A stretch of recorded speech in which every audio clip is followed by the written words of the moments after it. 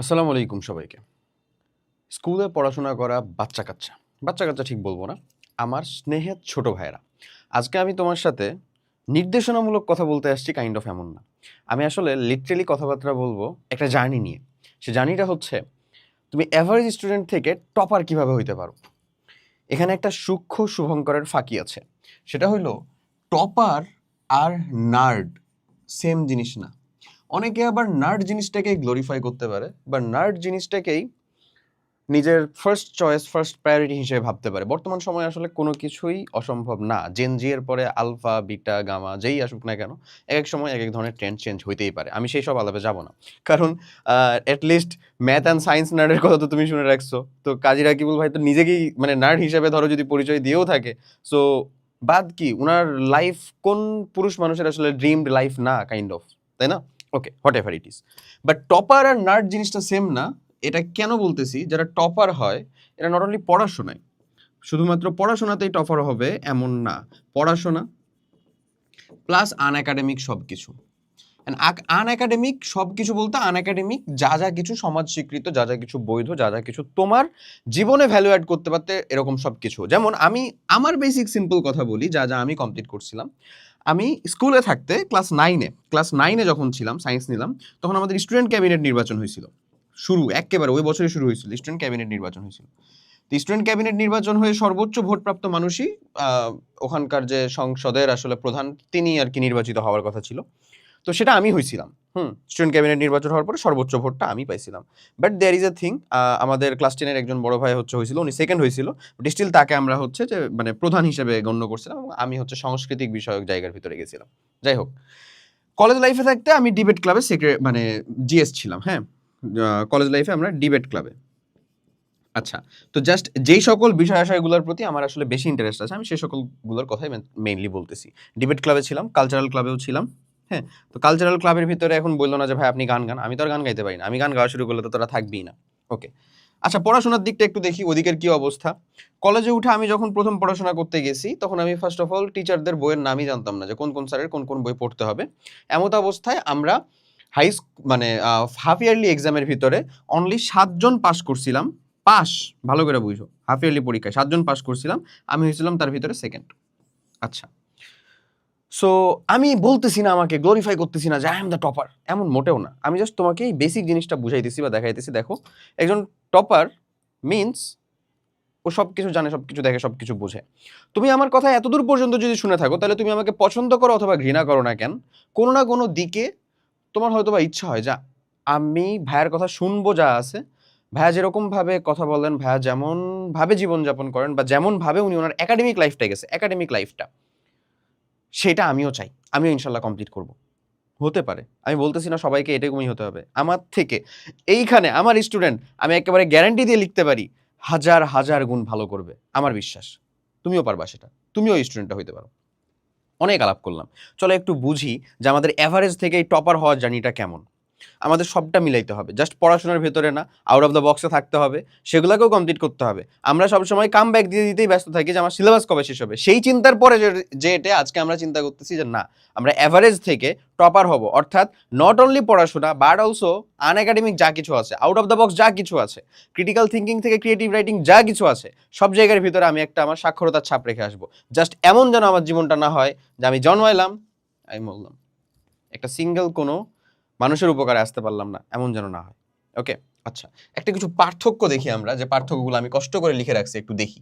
সেটা হচ্ছে, প্রথমেই দেখো, এটা হচ্ছে অ্যাভারেজ স্টুডেন্ট, আমার অ্যাভারেজ আলারা এমন করে। হ্যাঁ, বাট টপাররা করে হচ্ছে এমন। জাস্ট বেসিক অ্যাপ্রোচে পার্থক্য, আর কিচ্ছু না। এই সিঙ্গেল সিঙ্গেল ছোট্ট ছোট্ট পয়েন্টেড পয়েন্টেড বা খুবই সূক্ষ্ম সূক্ষ্ম একটু জিনিসগুলোকে যদি আমরা ঠিক করতে পারি, এটা আমাদের অনেক বেশি রূপে আসলে ফলাফল দেয়। আর্কিমিডিসের নীতিটা পড়ছো না? বল বৃদ্ধিকরণ নীতি, যেটা তুমি ফোর্স প্রয়োগ করতেছো, ক্ষেত্রফল খুবই ছোট্ট, বড় ক্ষেত্রফলে নিলেই সে ফোর্সটা কত বড় হয়ে যায়, হয়ে যায় না? That's the thing. ওকে, চলো আমরা একটু বুঝি। এ পাবলিকগুলো পড়ে বাট ভুলা যায়। এ পাবলিকগুলো পড়ে কিন্তু বোঝে পড়ে, হোক এটা বিজিএস, হোক এটা বাংলা, হোক এটা ইংলিশ, যে সাবজেক্টে হোক না কেন, বুঝে পড়ে, যেটা আমাকে মনে রাখতে হবে, এটা আমাকে শিখতে হবে। দায় সারাভাবে কাজটা করে না। এখানে হচ্ছে প্রথম জিনিস। দেখো, তুমি কষ্ট নিয়ে দায়সারাভাবে মুখস্থ করার উদ্দেশ্যে 1 থেকে 1.5 ঘন্টা পড়তেছো, কেউ জাস্ট আধা ঘন্টা বুঝে পড়তেছে। বিশ্বাস করো, আধা ঘন্টা যে বুঝে পড়তেছো লং রানে তোমার থেকে অনেক বেশি আগায় যাবে। সে তুমি মেডিকেল স্টুডেন্ট হও, যাই হও না কেন, বায়োলজি পড়ো আর বিজিএস পড়ো আর ইসলাম পড়ো, যাই পড়ো না কেন, এই সূক্ষ্ম সূক্ষ্ম জিনিসগুলোকে একটু, এই মানসিক পরিবর্তনগুলোকে একটু নিয়ে আসো, ইনশাল্লাহ তুমি ভালো করবা। ওকে, এর পরেরটা দেখো, ও পড়ে বাট লেখে না, লেখার দিকে ওর মনোযোগী নাই, ও লিখতেই চায় না। তুমি যদি না লিখো, তুমি 2টা জায়গাতে প্যারা খাবা। 1, তোমার মনে থাকবে কম, 2, তোমার পরীক্ষার খাতায় লিখতে পারবা কম, লেখা অসুন্দর হবে, আলটিমেটলি মার্ক পাবা কম, তোমারই ক্ষতি। তাই তুমি যখন একাডেমিকে পড়তেছো, মেক শিওর লিখো, পড়ো কম, লিখো বেশি। মাথায় রেখো, 5 বার মুখস্থ পড়ার থেকে 2 বার পড়ে 1 বার লেখা অনেক বেশি উপকারী, অনেক বেশি উপকারী। লিখে রেখো, এটা আমার মা বলতো। আচ্ছা, এরপরে এরা দেখো, এরা বোঝে এবং লিখে, মানে এই যেখানে তো বুঝলো আর তো পড়ার দরকার নেই, এখন তো সে বুঝে গেছে, এবার সে লিখবে।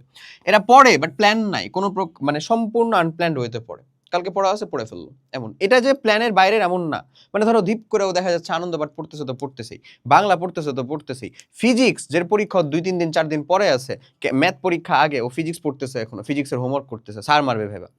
আরে বাবা, একটা বেসিক প্ল্যান তো থাকতে হবে, এগুলো তো খুব স্বাভাবিক। এই প্ল্যান, এই রুটিন, তুমি কতটুকু পড়বা, কোন সময়ে দিবা, কতটুকু, সেগুলো তো আমরাই তোমাদেরকে বলে দেই না? তাহলে তোমার অ্যাভারেজ হয়ে থেকে যাওয়ার আসলে পার্থক্যগুলো দেখতে পাচ্ছ বা বুঝতে পারতেছো, কিভাবে আসলে তুমি প্রতিনিয়ত তোমার কাজের ভিতরে ওই সিঙ্গেল ছোট্ট ছোট্ট পরিবর্তনগুলো না করার জন্য স্টিল তুমি অ্যাভারেজের ক্যাটাগরিতে পড়ে যাচ্ছ, টপার হিসেবে আসতে পারতেছো না, মানুষজন অ্যাটেনশনও দিচ্ছে না, তুমিও পাচ্ছ না। যদি অ্যাটেনশনের জন্য করতে হবে এমন না, নিজের ভালোর জন্য করবা, বাট দিচ্ছেও না, পাচ্ছেও না, এমন হয়ে যাচ্ছে না? ওকে, বাট এরা লিখবে এবং রিভাইজ করবে। সো পড়াটা তোমার ডান। ফার্স্ট অফ অল একটা জিনিস মেক শিওর করতে হবে, ভাই তুমি অনেক পারো, অনেক পড়ো, আমি মানলাম, অনেক লিখো, তোমার রেজাল্ট একেবারে হাই, তুমি একেবারে মানে সেই টপ, তোমার আনএকাডেমিক কিছু নাই, তাহলে মানুষজন তোমাকে জাজ করবে না। তুমি যে ডিবেট ক্লাব, কালচারাল ক্লাব, হ্যান ত্যান, এগুলাতে কিচ্ছু করতে পারো না, মানুষ তোমাকে জাজ করবে না। বাট এটা যদি উল্টা হয়, অবশ্যই জাজ করবে। এগুলা তোমার মেইন কনসার্ন না। টপার হওয়ার মেইন কনসার্ন কিন্তু রেজাল্টই, যত যাই বলো না কেন। রেজাল্ট খারাপ, তুমি দুনিয়াদারি করে উল্টায় ফেলাইছো, লাভ নাই। বাট হ্যাঁ, তুমি যদি দুনিয়াতে 7 জন টপ 7 বিলিয়নিয়ার বলো, মিলিয়নিয়ার বলো, টাকা কামানো মানুষজন বলো, ম্যাক্সিমাম মানুষজন নিজের জীবনের পড়াশোনা শেষ করতে পারে না, এটা সত্য, এটা সত্য। বাট এইখানে আর একটা শুভঙ্করের ফাঁকি আছে। তোমরা তো বড় হইতেছো, তোমরা তো অবশ্যই বুঝবা জিনিসগুলো। এখানে আরেকটা শুভঙ্করের ফাঁকি আছে। সেই শুভঙ্করের ফাঁকিটা কি? সেটা হচ্ছে, এই যে 7 জন মানুষ টপ বিলিয়নিয়ার হয়েছে, যারা পড়াশোনা না করে হয়েছে, এরকম 7 বিলিয়ন মানুষজন আছে যারা পড়াশোনা শেষ করতে পারে নাই এবং চরম মানবেতর অথবা দরিদ্র সীমার নিচে জীবনযাপন করতেছে। 7 বিলিয়ন থেকে 7 জন হয়েছে। তুমিও পড়াশোনা করতে পারলা না, তুমি কি ওই 7 বিলিয়নের মধ্যে অতটাই ভাগ্যবান যে ওই 7 জনের ভিতরে যেতে পারবা? বুঝা দেখো, পড়াশোনা করা বাকি ধরো 70 মিলিয়ন বা 7 মিলিয়ন মানুষজন কিন্তু চাকরি বাকরি করে, ব্যবসা বাণিজ্য করে, শিখে, চেষ্টা করে নিজের পরিবার, নিজের ভরণ পোষণের দায়িত্ব মিট আপ করছে। ওটা কেউ বলে না। জাস্ট 7 বিলিয়ন মানুষজনের ভিতর থেকে মাত্র 7 জন মানুষ হয়তোবা বিশ্বের নাম করা ধনী হইছেন, যারা কেউই পড়াশোনা শেষ করতে পারে নাই, ড্রপ আউট, সেটাই সবাই বলে। অপু ভাই টিকটক করে এই পরিমাণে হচ্ছে যে, মানে কি বলবো, তোমার ড্রিম ওমেন নিয়ে ঘুরতেছে, ধরো, হ্যাঁ, এটা সবাই বলতেছে। কিন্তু ওই সমসাময়িক সময়ে অপু ভাইয়ের মতন আরো হাজারটা, লক্ষটা টিকটকার মানুষজন টিকটক আইডি দিয়ে শুরু করছিল, যারা এখন পর্যন্ত শুধুমাত্র সমাজের হেয়তা, ঘৃণা বা নিজের যাবতীয় নিজের ওয়ার্ক লাইফ থেকে বিচ্ছিন্ন হওয়া, নিজের জীবনযাপন নিয়ে ডিপ্রেশনে ভোগা, এই জায়গাতেই আছে। ওই 10 লাখ থেকে একজন অপু ভাই হওয়া, সেটা আমরা ড্রিম দেখতেছি। এটা আমাদের আসলে ওই ফাঁকিটা, যে ফাঁকিটা তোমাকে আমাকে দেখা ভিউ ব্যবসা করে নিয়ে যাচ্ছে আরেক দল মানুষজন। তোমরা বড় হইতেছো, এই জিনিসগুলোকে ধরতে শিখো, বুঝতে শিখো। আমি ওভাররেটেড করতেছি না, আমি নিজেই প্রথমে ভাবতাম, অ্যাটলিস্ট ভার্সিটি লাইফের 4টা বছরের 3টা বছর নিজেই ভাবছি পড়াশোনা কি ওভাররেটেড না? Do I really need education? শিক্ষা আমার দরকার, বাট যা আমি পড়তেছি সেটা কি আমার আসলে জব লাইফ, প্র্যাকটিক্যাল লাইফ, আমার স্কিল বেসড লাইফের জন্য আসলেই গুরুত্বপূর্ণ? এই সকল কোয়েশ্চেন জিজ্ঞাসা করলে একটা রীতিমতন টক শো, যেটা রাতের পর রাত পার হয়ে যেতে পারে, আমি সেগুলোতে যাবই না। তোমার পড়াশোনা করা দরকার। তোমার প্রথম টপার হিসাবে যে জিনিসটা করা দরকার সেটা হচ্ছে ভালো করতে হবে ফলাফল। রেজাল্ট ভালো না করলে তুমি আর দুনিয়াতে যত জায়গাতে টপ করে থাকো না কেন, আদৌ ভ্যালু আসবে না। রেজাল্টটা তোমার ঠিক করতে হবে। এবং যারা আমাদের সাথে যুক্ত থেকে পড়াশোনা কমপ্লিট করতেছো এবং তাদেরকে আমি বলবো পার্সোনালি তুমি তোমার পড়াশোনার সাথে সাথে তোমার যা আনএকাডেমিক জিনিসপাতি সেগুলো তো ফোকাস দিবা, সেগুলো তুমি কমপ্লিট করতে পারবা। জাস্ট কয়েকদিন আগে এই পাবলিকের নাম যেন কি আমি ভুলে গেলাম, ও হচ্ছে যে বায়োলজি অলিম্পিয়াডে আসছিল, আমাদেরকে গ্রুপে পোস্টিং থেকে শুরু করে যাবতীয় করছিল, বোধহয় রানার্স আপ হয়েছিল, সেকেন্ড রানার্স আপ বোধহয় আহনাফ কি আইনাফ নাম। যাই হোক, ও যদি ভিডিওটা দেখে থাকে অবশ্যই জানাও, এবং আমরা ওকে পরবর্তীতে যা কিছু হেল্প করার মতন সেগুলো বলছিলাম। এই যে আনএকাডেমিক ছোট্ট ছোট্ট জিনিসপাতিগুলা, এগুলোর প্রতি এখনই সময় দাও, সমস্যা কি, বাট পড়াশোনাটা ঠিক রেখে। সো আমার প্রোগ্রামের স্টুডেন্ট যারা, তাদেরকে উন্মুক্তভাবে আমি আকুল আবেদন জানাচ্ছি, যারা আমার প্রোগ্রামের স্টুডেন্ট না, নো প্রবলেম, যদি অন্য কোথাও পড়ো সমস্যা নাই, যদি আমাদের এখানে পড়তে চাও ডেসক্রিপশন বা কমেন্ট বক্সে লিঙ্ক আছে, ডেমো ক্লাস নিজে দেখো, নিজে দেখে যুক্ত হও, তোমাদেরকেও সেম পরিমাণে এনকারেজটা করবো। ওকে, আচ্ছা। সো টপারের ভিতরকার আর একটা সিম্পল জিনিস আমি আর একটু বুঝাই তোমাদেরকে, সেটা হচ্ছে যেখানে এভারেজ হওয়াটা আসলে সমস্যা না। আমরা এভারেজ হয়ে থাকি কেন জানো? কারণ সেম মিস্টেকটা আমরা বারংবার করতেই থাকি, একই ভুলটা প্রত্যেকবার করতেই থাকি, চলতেই থাকে আমাদের জন্য। এটাই হয়ে যায় সব থেকে বড় দুঃখকর জিনিস। আসো তোমাকে কিছু উপায় বলে দেই, যেই উপায়গুলা নিয়ে তুমি দেখবা তুমি লিটারেলি কোথায় চলে যেতে পারছো। এই উপায়গুলা থেকে তুমি ইনশাল্লাহ টপার ক্যাটাগরির ভিতরে চলে যাবা। ফার্স্ট যে জিনিসটা, স্মল কনসিস্টেন্সি সব সময় বিগ মোটিভেশনের থেকে অনেক বেশি দরকারি। এই যে তুমি আমার ভিডিও দেখতেছো, ভাইয়ের ভিডিও দেখো, বা আদার্স তোমাদের ভাইয়াদের গাইডলাইন ভিডিওগুলো দেখো, এই বড় বড় মোটিভেশনের থেকেও ছোট্ট তোমার কনসিস্টেন্সি, তোমার সিম্পল একটা কনসিস্টেন্সি, আমি ফোন স্ক্রল করব না আমার পড়াশোনা শুরুর আগে, এটা হিউজ একটা চেঞ্জ এনে দিতে পারে, হিউজ, যেটা তুমি বুঝতেই পারতেছো না। তোমার এই 5 মিনিটের স্ক্রলের জন্য 50 মিনিট চলে যায়, এটা তুমি জানো, স্টিল তুমি দূরে রাখতে পারতেছো না নিজেকে। এই কন্ট্রোলটা তোমার উপরে, আর কারো এই দুনিয়ার, এই পার্থিব দুনিয়া তার কারো উপরে নাই। সো এই যে ছোট্ট কনসিস্টেন্সিগুলো অনেক উপকারী। এই জিনিসটা তোমাকে বিশ্বাস করো টপার হইতে বাধ্য করবে, তুমি ইনশাল্লাহ টপার হইতে পারবা, এই ছোট্ট জিনিসটা। ওকে, স্মল আবার বলি স্মার্ট চ্যাপ্টার সিলেকশন। দেখো আমাদের পড়তে হয় সবই, কিছু পাবলিক দেখবা না সব দিকে ভালো করতেছে, যে ভালো সে সব দিকে ভালো, ও দেখা যায় ক্যাপ্টেন, ও দেখা যায় ক্লাসের রোল এক, হ্যান ত্যান সব কিছু। তো ও দুনিয়ার আল্লাহর দুনিয়া 24টা ঘন্টার ভিতরে যতটুকু সময় পাই তুমিও পাও, তাহলে ডিফারেন্সটা মেক করে কিসে? ও সিলেবাস দেখে, ও পড়াশোনা করে প্ল্যান্ড ওয়েতে। কেমন প্ল্যান্ড ওয়েতে? ধরো 5টা চ্যাপ্টার আমার আছে, আমাকে দেখতে হবে কোন চ্যাপ্টারটা কি বেশি গুরুত্বপূর্ণ। তুমি 1-2 পড়লা, দেখা গেল আসলে 1-2 এর ভিতরে মাত্র একটা ইম্পর্টেন্ট, বাকি হচ্ছে 5 নাম্বারটা ইম্পর্টেন্ট। ওখান থেকে বেশি কোয়েশ্চেন হয়েছে, তুমি তো অটোমেটিকভাবে কম মার্ক পাবা, ভালো কম করতে পারবা ওর তুলনায়, ও তো এটা অ্যানালাইসিস করে পড়ছে। That's smart chapter selection, smart study routine selection, smart guideline selection, smart পির সিলেকশন, সবই আসলে গুরুত্বপূর্ণ, সবটাই ইম্পর্টেন্ট। ক্লিয়ার? ওকে, এরপরে যদি আসি আমি, তাহলে সেটা হচ্ছে সেলফ টেস্টিং হ্যাবিট। দেখো আমি পড়ার পরে আমার মনে আছে কিনা সেটা সব থেকে বেশি গুরুত্বপূর্ণ। আমি নিজে একটা এক্সাম দিতে পারি, আমি নিজেকে জিজ্ঞাসা করতে পারি, আমি ফ্রেন্ডের সাথে ডিসকাস করতে পারি। আমি বিশেষ করে আমার বিজিএস চ্যাপ্টারটা নিয়ে ফ্রেন্ডের সাথে বেশি ডিসকাস করতাম। ও বিজিএস এর ভিতরে একেবারে প্রো লেভেলের একজন, মানে ওকে তুমি একটা ঘটনা বা কিছু যদি বলে দাও, মানে ওর ইন্টারেস্ট তো আছেই শোনার জন্য ইতিহাসের ঘটনা, অ্যাজ ওয়েল অ্যাজ একবার বলে দিলেও মনে রাখতে পারে, সেই লেভেলের প্রো যাকে বলে। সো এই যে সেলফ টেস্টিং হ্যাবিটটা ওর ভিতরে খুব বেশি ভালো ছিল। আমি যেটা দেখছি, দেখা যেত ও নিজের সাথে নিজের ঘটনাগুলো শেয়ার করতেছে, বলতেছে, যেটা ওর কানে বাজতেছে, শুনতেছে, এগেন এটাই আসতেছে, ও আরামসে লিখতেছে, পারতেছে, win win situation. Last but not list, সেটা হচ্ছে ডিস্ট্র্যাকশন কন্ট্রোল।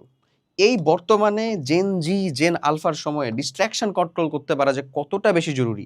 এই এক ডিস্ট্র্যাকশন যেটি কন্ট্রোল করতে পারে না সেটাই এভারেজ, এক ডিস্ট্র্যাকশন যেটি কন্ট্রোল করতে পারে সেই topper.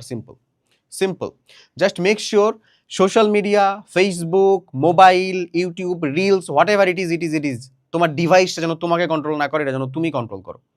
Make sure just this thing. বিশ্বাস করো এই একটা জিনিস যদি কন্ট্রোল করতে পারো, তোমার পড়াশোনা গোছায় যাবে, তোমার স্লিপ সাইকেল গোছায় যাবে, তোমার ফুড হ্যাবিট গোছায় যাবে, তোমার প্যারেন্টসের সাথে যত প্রকার মান, মানে এই যে কি বলবো, ম্লান সম্পর্ক চলতেছে সেগুলো ঠিক হয়ে যাবে, সবটা জিনিস ক্লিয়ার হয়ে যাবে। এই একটা প্রবলেম ফেস করলে, এই একটা প্রবলেমকে সলভ করতে পারলে, এই জায়গাটার ভিতরে তুমি সব থেকে বেশি ধরা খাচ্ছ। আর মিথ্যা কথা বলা ছেড়ে দাও, তুমি তোমার প্রবলেমটাকে অ্যাড্রেস করো। অ্যাটলিস্ট টপার মানুষজনরা ট্রান্সপারেন্ট থাকে নিজের সাথে, সে জানে তার প্রবলেমটা কোথায়, সে জানে সেখানে তার কতটুকু এফোর্ট দেওয়া লাগবে, সে কতটুকু দিতে পারবে আর কতটুকু দিছে বা কখন দিবে। আমি হাম্বলি তোমাকে রিকোয়েস্ট করব, সেটা হচ্ছে অ্যাভারেজ থাকা কোনো ইস্যু না, অ্যাভারেজ থাকা কোনো প্রবলেমও না, জাস্ট সেম মিস্টেক প্রত্যেকবার করো না, নিজের বেস্ট এফোর্টটুকু যদি দাও তাহলে এই জার্নিটা তোমার জন্য হবে। নাটা আমি নিজেও ছিলাম প্রাইমারিতে, আমাকে কেউ যদি চোখ রাঙায় কথা বলতে আমি কানতে লাগতাম প্রাইমারিতে।